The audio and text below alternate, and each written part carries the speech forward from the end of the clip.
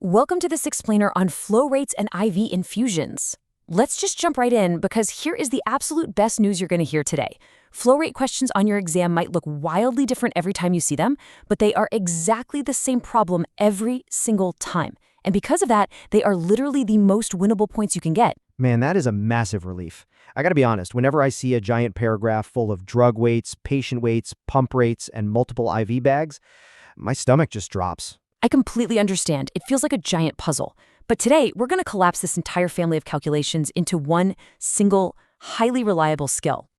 But before we even look at a single number, I want you to do something for me. Just take one slow, deep breath in and let it out.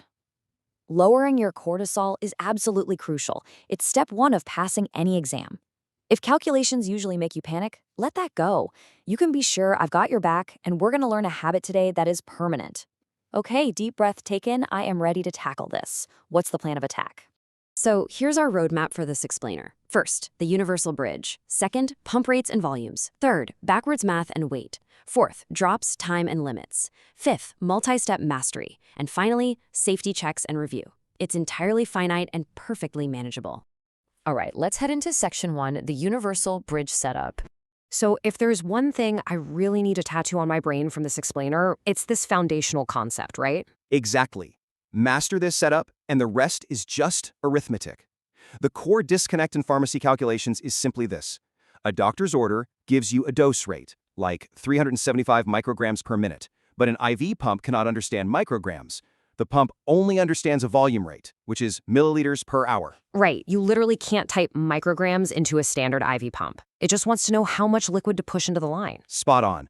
So the crucial point is how we get from a dose rate to a volume rate. The bridge between them is always, without fail, the bag's concentration. We execute this using a 3-move dimensional analysis setup. Move 1, write down your target unit. What exactly is the question asking for? Move 2.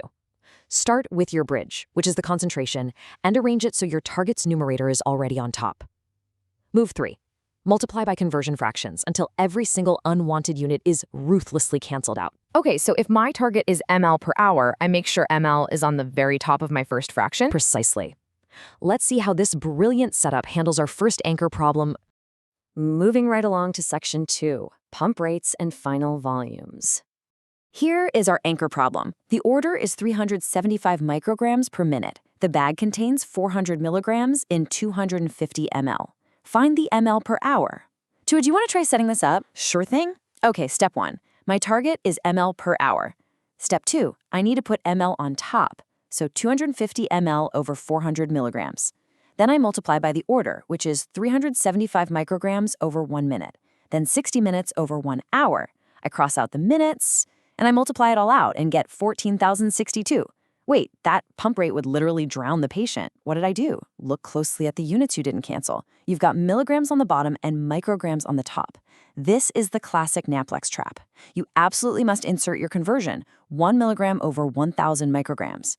Now, mg cancels mg, mcg cancels mcg, men cancels men, and you are left safely with 14.06, which rounds to 14 ml per hour.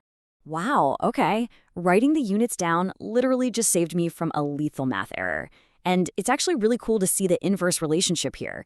If the pharmacy makes a double strength bag, so 800 milligrams instead of 400 milligrams, the pump rate exactly halves, down to 7 milliliters per hour. That's an amazing sanity check. It's the best sanity check you can have, for sure. By the way, to everyone following along, thank you so much for being here. Most of our watch time comes from folks who haven't subscribed yet, and there's absolutely no pressure. But if you're finding this helpful, joining the community means a lot to us. In fact, drop your own dimensional analysis setups in the comments as we go. Let's turn the comments section into a giant study crew. Now, I want everyone watching to physically pause this explainer and calculate this next one. The order is heparin 25,000 units in 250 ml D5W at 1,000 units per hour. Find the pump rate in mils per hour. Go ahead and hit pause. All right, I paused. But I remember seeing questions like this where the stem lists a bunch of different stock bags the pharmacy has on the shelf, like a 500 ml bag or a half normal saline bag. How do I know which one to pick? That is exactly why this is such a high yield trap. You must always use the concentration of the product that was specifically ordered. Heparin is a high-alert medication. Using a distractor stock bag gives you the completely wrong rate and causes real patient harm. Got it. So ignoring the distractors, my target is ml per hour. I start with 250 ml over 25,000 units. Multiply by 1,000 units over 1 hour. The units cancel out beautifully, and the result is 10 ml per hour. Perfect! The units tell you that you're right. Let's transition into section 3, backwards math and weight. This is your classic ICU question. We have a 68-kilogram patient. A 400 milligram in 250 ml bag is currently running at 15 mLs per hour. What is the dose in micrograms per kilogram per minute? Host 2, take the wheel on this one. Okay, my target is micrograms per kilogram per minute. I'll start with what's running, 15 ml over 1 hour. Multiply by 400 milligrams over 250 ml. Now ml cancels out, leaving me with 24 milligrams per hour. I'll convert that to 24,000 micrograms per hour. Then divide by 68 kilograms to get weight, which is 352.9 micrograms per kilogram. Wait, that doesn't match the math we need.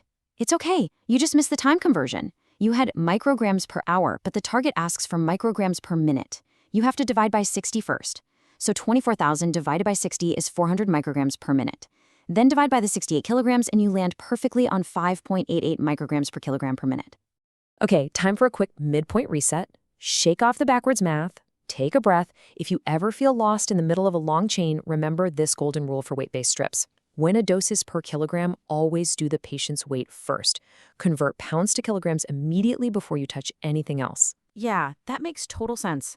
Trying to hold the weight conversion in my head while canceling out milligrams and hours is just asking for a silly arithmetic error. Let's test that two-step habit right now. We have a 187-pound patient receiving argatroban at 2 micrograms per kilogram per minute. The bridge is 100 milligrams in 250 milliliters. Okay, step 1, weight first. 187 pounds divided by 2.2 is 85 kilograms. Step 2, multiply out the dose rate. 2 micrograms times 85 kilograms is 170 micrograms per minute. Now I just bridge it. Target is ml per hour. Start with 250 milliliters over 100 milligrams. Multiply by 1 milligram over 1,000 micrograms, multiply by my dose of 170 microgram over 1 minute, multiply by 60 minutes over 1 hour.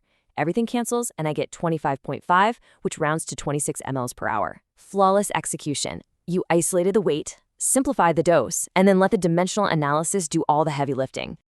Now for section 4, drops, time, and limits. You know, not every infusion relies on an automated pump. Sometimes we use manual gravity drips. But before we calculate manual drops, we need to address the most notorious trap in these problems, the final volume wording rule. Oh, I've absolutely fallen for this one. When do I count the liquid from the drug vial and when do I just ignore it? It entirely depends on the wording. If the stem explicitly says do not include additive, use the base volume. If it says to make 1 liter, well, the total is fixed at 1,000 milliliters, regardless of what you put in it. But if the stem says the drug is added to a volume, you must add them together. Let's see this in action. Okay, let's say we have 10 milliliters of calcium chloride and 10 milliliters of multivitamins added to 500 milliliters. Because of the wording, my total volume is 500 plus 10 plus 10, which is 520 milliliters. Time is 6 hours or 360 minutes. The formula is total milliliters divided by total minutes times the drop factor. So 520 divided by 360 times 15 gets me 21.67 drops per minute. Good. But here is the clinical reality check. You cannot physically count 0.67 of a drop of liquid falling into a chamber. Manual drops must always be rounded to a whole number. So 21.67 rounds to 22 drops per minute. Here's another one for the community. I want you to pause the explainer right now, calculate the answer to this question, and post it in the comments below. A 4% lidocaine 250 milliliter bag running at 6 milligrams per minute. How many hours will it last? Oh man, this one has a hidden trap in it too. It absolutely does. Host 2, how did you navigate the percentage trap to get 27.8 hours? Well, I remembered that percentage strength means grams per 100 ml, so 4% means 4 grams in every 100 ml. Since we have a 250 ml bag, that's 10 grams total. I converted 10 grams to 10,000 milligrams. At a rate of 6 milligrams per minute, I divided 10,000 by 6 to get 1,666.7 minutes. Divide that by 60 and you get 27.8 hours. Beautifully explained. Forgetting what percentage strength actually means is literally the #1 reason people miss that calculation. Welcome to Section 5, Multi-Step Mastery. It's time to take everything we've discussed today, weight conversion, dose rates, total volumes, and drop factors, and stack them together into the final boss of flow rates. Here's the scenario. Tigasil, 6 milligrams per kilogram for a 142-pound patient. It's supplied as 500 milligrams in 50 milliliters. It needs to run over 30 minutes with a 15 drop per ml set. Find the drops per minute. If you're watching, pause and try to bring all the concepts together right now. This looks terrifying, honestly, but I'm just going to follow the rules we established. Rule 1, weight-based, so I do weight first. 142 pounds divided by 2.2 is 64.545 kilograms. Next, the dose. 6 milligrams per kilogram times 64.545 kilograms gives me a total dose of 387.27 milligrams. Next, I need the volume. I use the bridge. 50 milliliters over 500 milligrams times my dose of 387.27 milligrams. That gives me 38.727 milliliters. Finally, the drop factor. Total ml, 38.727, divided by 30 minutes times the 15 drop set, I get 19.36. I have to round to a whole drop, so 19 drops per minute. That is exactly right. And I really want to highlight something incredibly important you just did. You carried your decimals the entire way through. Do not round your numbers until the very last step.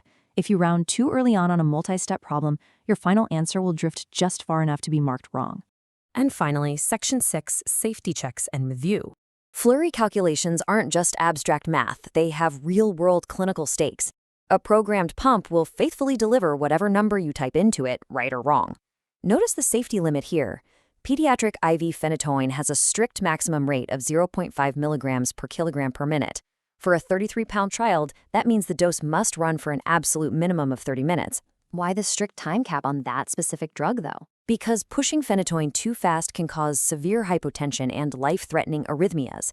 This calculation is literally a protective shield for the patient's heart. Understanding the why behind the math makes it so much easier to remember. As we close out, here is a final challenge, what we call a protege nudge. Pick just one setup we covered today, maybe the inverse concentration rule or the weight first habit, and explain it to a classmate in one sentence.